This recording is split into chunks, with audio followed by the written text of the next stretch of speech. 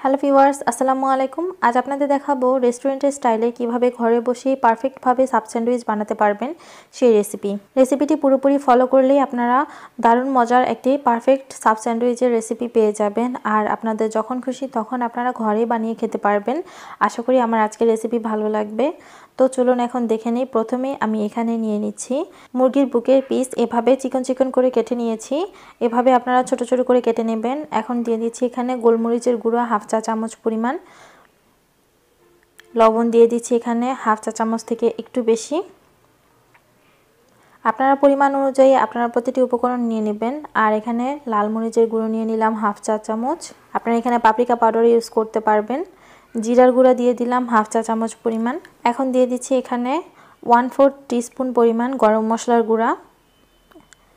এখানে আমি dark soya sauce নিয়েছি, তাই এখানে 1 চা চামচ পরিমাণ ডার্ক সয়া সস দিয়ে দিলাম। যদি আপনারা লাইট সয়া সস নেন তাহলে অবশ্যই এখানে 2 চা চামচ পরিমাণ ইউজ করবেন। এখন টমেটো কেচাপ নিয়ে নিচ্ছি। এখানে আমি 1 টেবিল স্পুন পরিমাণ টমেটো কেচাপ নিয়েছি। আপনারা চাইলে এখানে টমেটো সসও নিতে পারবেন। টমেটো কেচাপের পরিবর্তে টমেটো সসও দেওয়া যাবে। এখন এটাকে আমি বেশ ভালোভাবে একটু মাখিয়ে নিয়েছি। তো এভাবে মাখিয়ে নেওয়া হয়ে গেলে এখানে আমি হাফ চা চামচ পরিমাণ বেকিং সোডা দিয়ে দিচ্ছি। এতে করে কিন্তু মুরগির ভেতরের অংশটা খুব ভালোভাবে সুন্দরভাবে ফুসফুসে হয়ে যাবে। তো এখানে আমি 1 টেবিল স্পুন পরিমাণ কর্নফ্লাওয়ার নিয়ে ভালো করে মাখিয়ে নিয়েছি। 10 মিনিটের মতো ভালো করে ম্যারিনেট করে নেওয়ার পর এখন এখানে আমি তেল নিয়ে নিচ্ছি পরিমাণ মতো।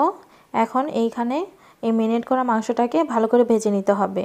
যেহেতু চিকন চিকন করে কাটা, তো এখানে এত বেশিক্ষণ সময় ম্যারিনেট না করলেও চলবে, বা আপনারা ভালো করে মেখে সাথে সাথেও তেলে ভেজে নিতে পারেন। লো মিডিয়াম হিটে আমি এখানে বেশ ভালোভাবে এই মুরগির মাংসগুলোকে ভেজে নিচ্ছি। তো খুব বেশি কড়া করে ভাজতে যাবেন না। যখন একটু ব্রাউন কালার হয়ে আসবে তখনই আপনারা তুলে ফেলবেন। আমি মোটামুটি 5 থেকে 6 মিনিটের মতো ভেজে নিয়েছি। যখনই দেখবেন মুরগির ভিতরে অংশটা হয়ে গিয়েছে, যেহেতু বেকিং সোডা দেওয়া হয়েছে তাই সেহেতু হয়ে যাবে। তো এই পর্যায়ে আমি চুলা থেকে তুলে নিচ্ছি। এখন এখানে স্যান্ডউইচ বন নিয়ে নিয়েছি। এই স্যান্ডউইচ বনগুলো যে কোনো সুপার শপে বা বড় বড় মুদির দোকানে, স্টেশনারি শপে আপনারা পেয়ে যাবেন। যদি আপনারা স্যান্ডউইচ বন না পান সেক্ষেত্রে বার্গার বন অথবা যে কোনো বন রুটি নিয়েও আপনারা এই স্যান্ডউইচটা মেক করতে পারেন। তো এখানে আমি একটি জিপলক ব্যাগে এখানে মেয়োনিজ নিয়ে নিচ্ছি। আপনারা এটাও সুপার শপে কিনতে পাবেন। আর এখানে দিয়ে দিচ্ছি টমেটো সস। আপনারা এখানে চাইলে টমেটো কেচাপও দিয়ে দিতে পারেন। আর এখানে এই সাজানোর ব্যাপারটা সম্পূর্ণ আপনাদের উপর। আমি আপনাদের একটি ধাপে ধাপে দেখিয়ে দিচ্ছি যে কিভাবে সাজিয়ে নিতে হবে। তো এখানে ক্যাপসিকাম স্লাইস দিয়ে দিলাম। আর এখানে একটি চিজের লেয়ার দিয়ে দিচ্ছি। এটা মোজারেলা চিজ, দোকানে যে কিনতে পাওয়া যায় সেই মোজারেলা চিজই নিয়েছি। আপনারা চাইলে কিন্তু এখানে স্লাইস যে চিজগুলো আছে সেগুলোও নিতে পারেন।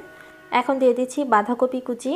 বাঁধাকপি কুচিটা কিন্তু দিতেই হবে, এতে করে কিন্তু সাব স্যান্ডউইচের যে মেন টেস্টটা সেটা কিন্তু অনেক ভালো আসে। তো এখানে গাজর কুচি দিয়ে দিলাম। আবার একটা মেয়োনিজের লেয়ার দিয়ে দিচ্ছি। জিপলক ব্যাগে নিয়েছি, কারণ হচ্ছে এখানে দেওয়ার সুবিধার্থে জিপলক ব্যাগে নিয়ে নিয়েছি। যদি আপনাদের কাছে এটা হাতে না থাকে তাহলে আপনারা চামচ দিয়েও নিতে পারবেন।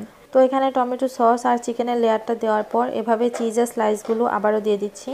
তো এভাবে সাজানো শেষ হয়ে গেল। এখন এভাবে ভালো করে চাপ দিয়ে তারপর আমাদেরকে ভেজে নিতে হবে। তো ভাজার জন্য এখানে গ্রিল ফ্রাই প্যান নিয়ে আমি গরম করে নিয়েছিলাম। এখন এতে একটি বাটার ব্রাশ করে দেব। বাটার দিলে আপনারা কিন্তু স্মেল আর টেস্ট অনেক ভালো পাবেন, যেটা তেল বা অন্য কিছুতে পাবেন না। তো এখানে আমি বাটার ব্রাশ করে নিয়েছি।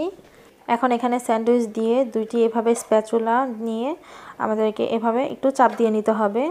তো আমরা এভাবে চাপ দেব যে প্রথম পর্যায়ে একটু অল্প, তারপর পর্যায়ে একটু চেপে ভালো করে এক পাশ হয়ে নেব।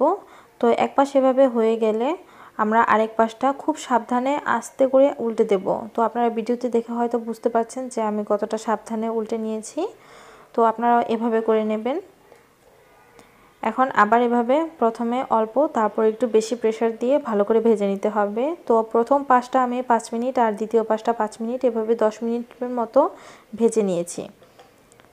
তো এখন আমার এই স্যান্ডউইচটা হয়ে গিয়েছে। এখন আমি আপনাদেরকে এটা তুলে পরিবেশন করে দেখাবো। আর একটি কথা আপনারা মাথায় রাখবেন, মেয়োনিজটা যখন কিনে নিয়ে আসবেন তখন একটু টেস্ট করে নেবেন। যদি চিনির পরিমাণটা কম থাকে তাহলে অবশ্যই আপনারা এক্সট্রা চিনি ইউজ করে নেবেন। যতটুকু আপনাদের স্বাদ অনুযায়ী চিনি দরকার পড়ে সেই পরিমাণ চিনি ইউজ করে নেবেন। তো স্যান্ডউইচটি এখন আমি আপনাদেরকে কেটে দেখাচ্ছি। আর আপনারা বুঝতেই পারছেন যে এটা যেহেতু ভেঙে আসছে সেহেতু এটা কতটা ক্রিস্পি হয়েছে। তো আশা করি আজকের আমার এই রেসিপিটি আপনাদের কাছে ভালো লেগেছে। সহজ উপায়ে দেখানোর চেষ্টা করেছি। যদি আপনাদের কাছে ভালো লেগে থাকে তাহলে প্লিজ আমার চ্যানেলটি সাবস্ক্রাইব করবেন। আর পরবর্তীতে আরও নতুন নতুন ভিডিও দেখার আমন্ত্রণ জানিয়ে এখানেই বিদায় নিচ্ছি। আল্লাহ হাফেজ।